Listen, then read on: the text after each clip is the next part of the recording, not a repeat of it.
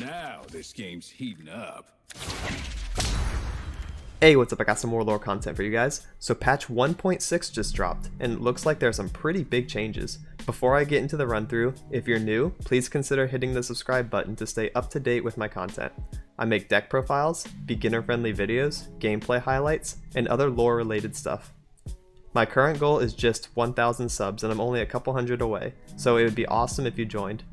I also stream on Twitch regularly, so check me out over there if you want live gameplay of someone who's hit Master during all 3 ranked seasons. With that, let's get into the patch notes. So it looks like the theme of patch 1.6 is Spirit Blossom. Step into the Spirit Realm. The Spirit Blossom Festival begins now. Oh, so there's some kind of event. That's pretty cool. When designing and balancing lore, we strive to set players up to dictate the metagame by giving them a variety of tools to adapt to and solve novel challenges. While we're seeing a healthy range and diversity of different decks being played, certain pervasive archetypes have been proven too consistently powerful in a way that's limiting meaningful decision making both in and out of game. Elusives, Ionia Control, Heimer, and Noxus Space Aggro. Oh my god, if those are all getting hit this patch, there's going to be a completely different meta after this drops. Alright, let's see. Spirit Blossom Festival. A month-long thematic experience featuring a new lab, event pass, special quests, and a ton of new personalization items. For details, check out a dedicated preview article. Alright, so we got new lab, pre-constructed decks, extra Nexus health, units pass on stats. Ooh, okay.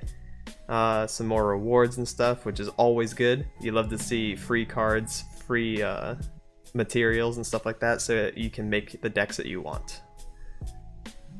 With the event pass, you get premium cosmetic items, you get Kit Guardian, and you play to unlock more. Alright, cool. So let's get into the card updates. First we have Heimerdinger. His 3 mana spells now create a 3/1 Fearsome, previously the 4 mana turret. 4 mana spells now create Overwhelm, previously the 6 mana one, and 6 mana now creates the Elusive. So I was just talking about this on stream yesterday. This is exactly how I would hit Heimerdinger, because the 3 mana spells are just way too consistent, and having big elusive boards is just not a fun strategy to play against. Here's the description. Elusive was a particularly decisive keyword for Heimer to have access to at 3 mana. Exactly. Creating frustrating gameplay when spammed and giving Heimer decks too much speed and consistency and executing an often uninteractive win condition. Cool. So it's now a 3/1 with Fearsome. Honestly, that's still pretty strong, so I can imagine, Heimer decks aren't going to be completely dead. It's just going to take a little bit more creativity. 4/1 with Overwhelm, 6 with Elusive. Cool. Good Heimer hit. Braum. Oh, he's getting his power reverted back to 0.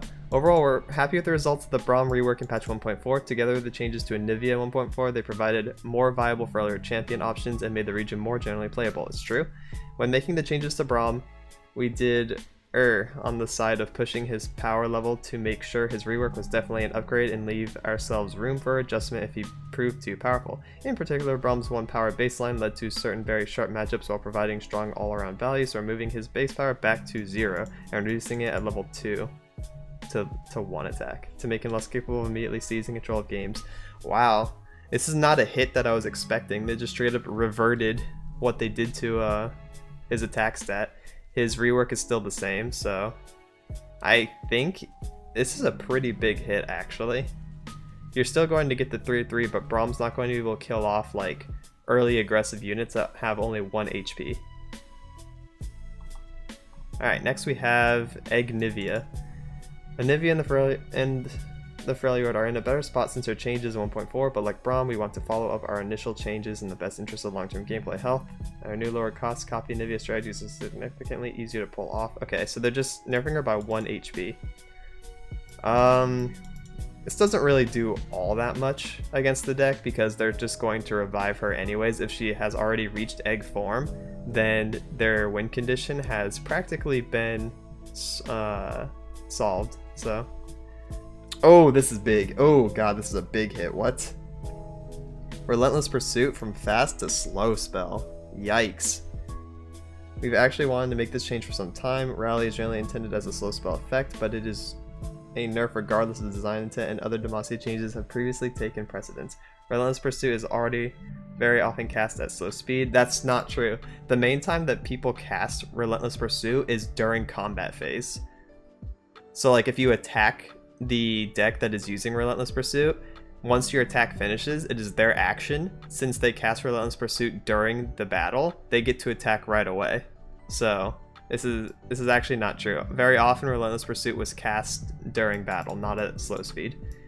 This is really, really big, so that can no longer happen. And the Lucian version also getting hit to slow makes sense. Arena Bookie, from a 3-1 to a 2-2, so a little bit more balanced stat line. Doesn't die to Vile Feast or Static Shock. With the adjustments to other Noxus 2-drops and some Dredger's cost change, that's a spoiler! What do you mean some Dredger's cost change? Arena Bookie now has a much more realistic home at 2 mana and is an opportunity to give Noxus some more power within more synergy-driven strategies. Cool. I like Arena Bookie. Basilisk Rider getting hit by 1 attack. While we like the overall base Noxus decks are in a better spot, Basilisk Rider is simply overperforming since the bump to its health in 1.4, and we're making a follow-up adjustment to rein in some of its newfound strength. Yeah, Basilisk Rider is the best 4-drop in the game. He's kind of absurd. So getting hit to 4 is actually going to be a big difference, because a lot of situations where you're playing Basilisk aggro, now you might lose the game by exactly 1 HP. You won't find the sweet spot lethal anymore. Crimson Disciple. Old text. When I survive damage, deal 2 to the enemy nexus. When I survive damage, deal 1 to the enemy nexus. Nice. That's a pretty simple change. This added to the Basilisk is going to make it a lot harder for Basilisk aggro to actually clutch some wins. Legion Grenadier, 2 mana, 3/2, last breath, deal 2, last breath now deals 1. So they're taking away a little bit of burn from Noxus aggro, and they're actually giving a stat to Legion Grenadier. So now he has premium stat line of 2 mana, 3/2, really good aggressive stats, and he only deals 1 to the Nexus.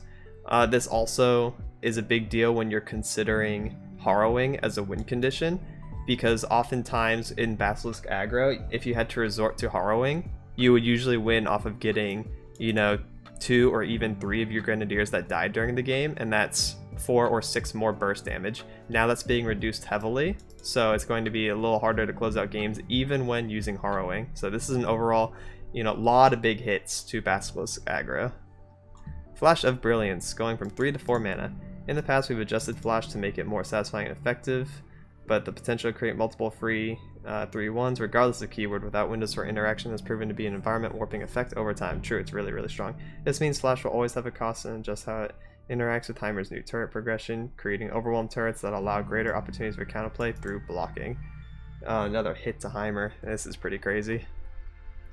Flash is just not that good of a spell anymore. Now you're, even if it's refilling your spell mana, it costs 4, right? So now you're paying 1 for it at all times. Sump Judger. From cost 2 to 3, to play me discard 1, to play me discard 1 and draw 1. Oh! This new pattern for Sump Judger and Zelnite Urchin provides more satisfying usability and gives discard decks access to more consistent card flow. This is what I was thinking they should do to the discard deck, actually. Have them draw on top of, a discard, so that they are replenishing your resources. They're making it up, It's actually really cool. So 1 more mana to draw 1. That's actually really fine. He was already really well statted for a 3-cost spot at 2 cost. So this is good. She is remaining 1 cost, and she also draws 1. Awesome, I love it. This is really good for Jinx discard decks. Shadow Assassin, going from 2 to 1 attack. That sucks now that she is only a draw card. She is not good for being an elusive offensive body, and she's not really good for a defensive one either, because the only thing she can block is Greenglade Duo. Big rip to Shadow Assassin. That's terrible. Steel Tempest getting cheaper, and Yasuo's Steel Tempest as well. So this is going to help Yasuo decks. This is actually really good for 2. Stun an attacking enemy for 2 is a lot better than 3. This is a huge difference, actually, and I wouldn't be surprised to see some Yasuo Katarina or Yasuo Swain decks in the future. River Shaper, health 1-2, so he was a 2-1, now he's a 2-2. As mentioned with Steel Tempest above, we'd like to boost Ionian Synergy cards to partially balance other nerfs, and River Shaper is too fragile. Sure, why not? River Shaper is good. I run him in my Fizzly Sin deck to fetch more spells. If he can hit like a 1 HP creature or something, or, you know, survive just one more time, then that's a big difference. Will of Ionia going from 4 to 5. Ow. Ooh. Ow. This is really big. Will of Ionia is a staple spell that provides Ionia decks a great deal of interaction utility. Like Shadow Assassin, it's an extremely common card across multiple Ionian strategies, and especially powerful in both elusive and control-based Ionia decks. Its ubiquity and efficiency restrict a variety of champions and strategies across the meta, and lowering that efficiency should open up more options for both Ionia decks and those playing against them. Ah. Jeez. 5 mana for this effect? Will is going to be pretty bad now. It's still going to gain 2 mana worth of value if you like will Nautilus. That's best case scenario. You can also still will something that has Unyielding Spirit on it, so it's Undying. I guess it's going to be a little bit more niche though, and less flexible at 5. That's really big. Golden Narwhal. What is this card? What? Going from a 3 cost to a 2 cost, 3 HP instead of 4 HP. 2 mana, 2/3. The Narwhal's drawback was too much overcome for its cost in most decks. This change streamlines it as more of a niche option, helps facilitate the accompanying change to Hunting Fleet. Oh, okay. Well, Hunting Fleet's getting changed too, so we'll see. It's going to be a 4 mana 6/6 instead of a 5 mana 7/7. And you summon the Hunting Fleet for your, or you summon Golden Narwhal for your opponent. This is actually better. I think a 4 mana 6/6 is better than a 5 mana 7/7.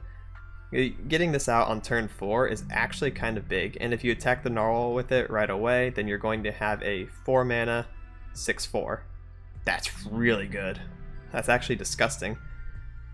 That might be decent in some kind of like tempo or mid-range Bilgewater deck, but it doesn't currently have an identity in the decks that we already see. And that's it for the card changes, it looks like. Personalization. In addition to a ton of new cosmetic items, we also have the Spirit Blossom inspired board. It's really bright. This is hurting my eyes just to look at. It's pretty, but really, really bright. I probably wouldn't buy this. Deck bundles. Yeah. Expedition archetypes. Removed Ancient Yeti. Added Elixir of Iron. Kind of Tavern Keeper to some of these packages. Okay.